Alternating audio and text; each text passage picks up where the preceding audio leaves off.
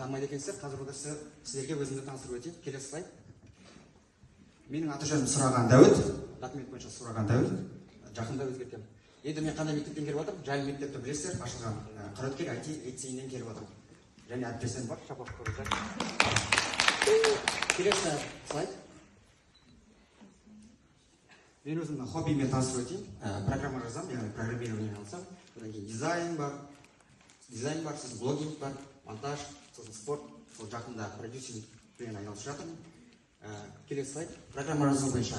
Алдыңғы жылы білесіздер, қазір GPT бар ғой. Алдыңғы жылы дұрыс жасамаған болатын, қазақша дұрыс жауап бермейтін. Сол мәселені шешу үшін мен қазір GPT деген Telegram бот жасадым, соның авторымын. Сосын сол жобаны Асылжан деген Қызылордада тұратын 10 сынып оқушысы бар, соған беріп, ол грант жеңіп алды.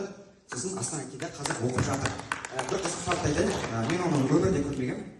Жақында кезіктік, осы 2-3 апта бұрын. Сосын ол маған өзінің айналысатын несі бар, ұйымы бар. Сол жерден Америкадан келген медальді маған сыйға тартқан болатын. Келесі слайд. Тағы да программа жазу бойынша Роза Коучты танитарыңыз бар ма? Сол қазір Роза Коучпен бірге жұмыс жасап жатырмын. Telegram бот. Сіздерге жақында сіздерге несін сатылып басылады. Әзірше сатылып жатқан жоқ. Келесі слайд. Енді келесі бізде білесіздер функционалдық сауаттылық бар. Өткен бар шығарсыздар, иә? Өткен функционалдық сауаттылық бойынша курстан. Сол жерде мені бірінші потокқа арнайы шақырып алған болатын. Цифрлы сауаттылық және жасанды интеллект бойынша жақсы біледі деп әріптестерім айтқан ғой. Соған мен бардым. Сол курстан өттім. Бірінші потокта мастер-класс көрсеттім цифрлы сауаттылық және жасанды интеллект бойынша. Сосын екінші поток осы 90 басында, 90 соңында болдық, екінші поток. Сол жерде тағы да қатысып мастер-класс өткіздім жасанды интеллект және цифрлы сауаттылық бойынша. Енді қазір сіздерге үшінші поток болады, Құдай қаласа. Сол кезде қосатын материалымды, яғни сіздер бұрын көрмеген, естімеген ақпаратпен қазір сіздерге бөліскелі отырмын. Келесі слайд. Келесі, міне, мен және сіздерге жаңа ақпарат, жаңа болашақты қалай болатын сіздерге қазір елестетіп, пример, мысал ретінде көрсетемін. Міне, мен тақырыпқа келейік. Сабақта AI қолданудың тиімділігі. Қараңыздар, бізде сабақта деп 45 минутта қалай қолданамыз, сол туралы көрсетемін. Енді келесі слайд. Бізде сабақта AI-ді қолданудың 3 бағыты бар екен. Бар, мен зерттеу бойынша. Қараңыздар, бірінші бағыты ол сабақты ұйымдастыруда қолдану, екінші материал жасауда сабаққа керек, үшінші чат-ботты сабақ уақытында қолдану керек. ChatGPT-ді білесіздер ғой? Солар кәдімгі сабақта оқушы соны қолданады, мұғалімдер қолданады. Сол бойынша қазір сіздерге түсіндіріп өтемін 3 бағыт бойынша. Бірінші бағыт сабақты ұйымдастыру. Келесі слайд.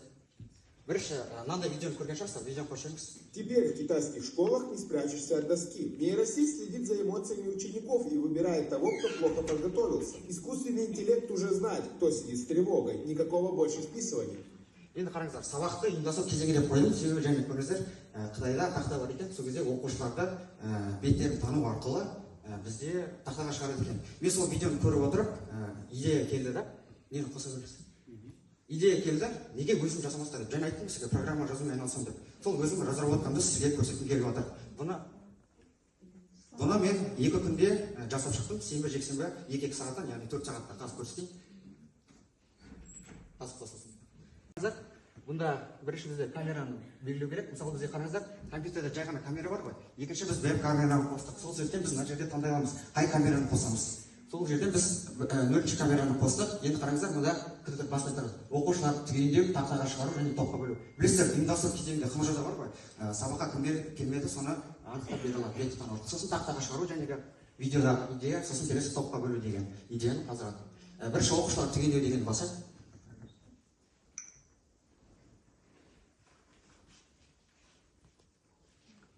Қараңыздар, міне қатысқан оқушылар саны 6 және қатыспаған оқушылар 19. Бұл енді жай ғана айттым ғой сізге, 4 сағатта жасадым деп. Сол себептен ары қарай оны дамытып жасауға болады. Сосын келесі тақтаға шығаруды көрсете салайық.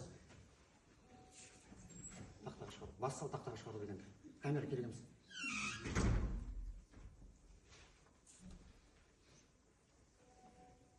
Қараңыздар, беттеріңізді танып жатыр. Беттеріңізді таныды.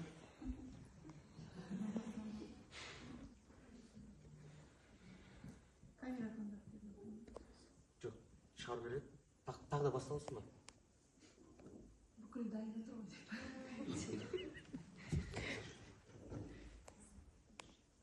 Танымайды ғой. Жарық аз ба? Мұнда шығап беру керек еді негізі, бір оқушыны осылай шығады деп. Түсінікті ғой, және Қытайда дәл мына жерге шығап беретін осы оқушы аты тұрады, сіз қатыға шығасыз деп. Сосын келесі топқа бөлу деген, бұл бізде сабаққа келген оқушылар бойынша 3 топқа бөліп береді. Яғни бір бағдарламаның ішінде ұйымдастыру кезеңінің барлығын қамтып өткен болатын. Енді мен мұндай нәрсені неге көрсетіп жатырмын деген сұрақ, болашақта қалай болады деген сияқты. Енді бұл бағдарламаны тапты, түсінікті ғой, ең бастысы. Енді болашақта осылай сабақ өтеміз деген. Сосын мен негізі және видеоны көріп отырып, іздедім бұл бағдарламаны. Қытайда білесіздер, табу қиын. Сол себептен бардым да, мен программа жазамын ғой, неге өзім жасамасқа деп. Сөйтіп 4 сағатта жазып сізге көрсетіп отырмын. Келесі екінші бағыт, ол сабаққа дайындалуға, материалдар дайындауда осы жасанды интеллектті қолдансаңыз болады. Сабақ сценарий, бағана қымыржы деп айтып өтті ғой. Сосын келесі сурет, тапсырмалар, бейнеролик, музыка және презентация. Қызық нәрсе айтып өтейін, мына презентацияны жасанды интеллект жасаған жоқ, өзім жасадым. Енді сабақ сценарийінде тағы да бір қызық, сабақ сценарий бойынша айтып өтейін, қымыржы жасап береді ғой. Егер сізде бір идея болса, жаңағы ChatGPT-ге кіресіз, менде осы идея бар, дұрыс па, дұрыс емес па, немесе не қосқым келеді деп сұрап алсаңыз болады. Сосын бізде қазір білесіздер, тек қана қазақ тілінде емес, орыс тілінде сабақ беретін мұғалімдер бар ғой. Сол сәл қиналады. Сол сабаққа дайындау үшін осы ChatGPT-ді қолдансаңыз болады, орыс тіліне сабағына кірер алдында. Сосын келесі өзім тағы да бір қолданған тәжірибемді бөлісіп өтейін. Келесі сайт. Келесі бізде мәтінді сөйлету технологиясын білесіздер ма? Мәтін бересіз, сізге сөйлетіп береді. Мен соны қолдандым, міне колонка сабақта қараңыздар. Мен жәнегі нені қарап отырмын жоспарда. Сосын жәнегі айттым ғой, программа жазам деп. Сол ана жерде бізде сабақ өткен сайын күнде қайталана береді екен. Мысалы, сәлеметсіз бе, көңіл күйіңіз қалай, сабақ аяқталды, сау болыңыздар, үй жұмысы түсінікті ма деген сөздер бар ма? Күнделікті қайталана береді екен да? Иә. Қараңыздар. Сәлеметсіздер ме? Көңіл күйлеріңіз қалай? Сосын оқушылар тұрады да, ағай, жақсы, өзіңіздің көңіл күйіңіз қалай деп. Сосын жауап. Келесі аудио болсаңыз. Менің көңіл күйім бір қалыпты. Орнымызға отырайық. Орнымызға отырамыз. Келесі.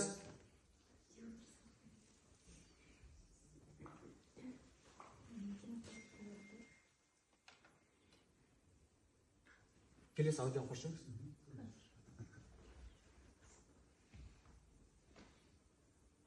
Келесі слайд.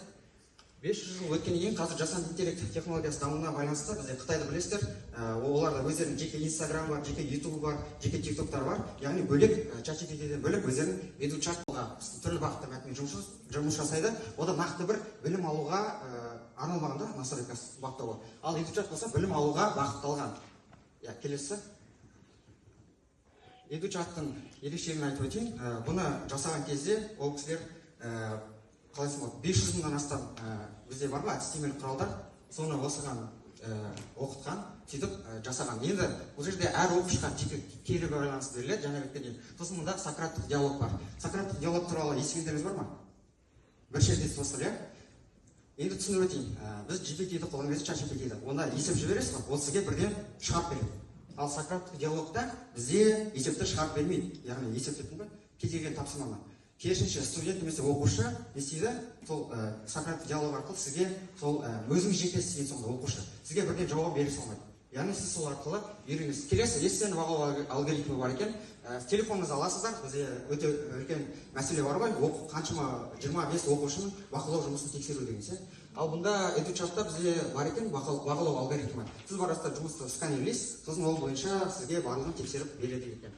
Келесі эмоционалдық қолдау, яғни оқушыға, студентке сізде жақты отырып эмоционалдық қолдау жасайды. Келесі. Енді тиімділігін айтып өтейін. Бізде мына суретте Болсиян, Шығыс Қытай педагогикалық университетінің информатика факультеті деканының орынбасары. Бұл бізде EduChat мектептің ең қиын пәні білесіздер ғой, қандай пән екенін? Математика.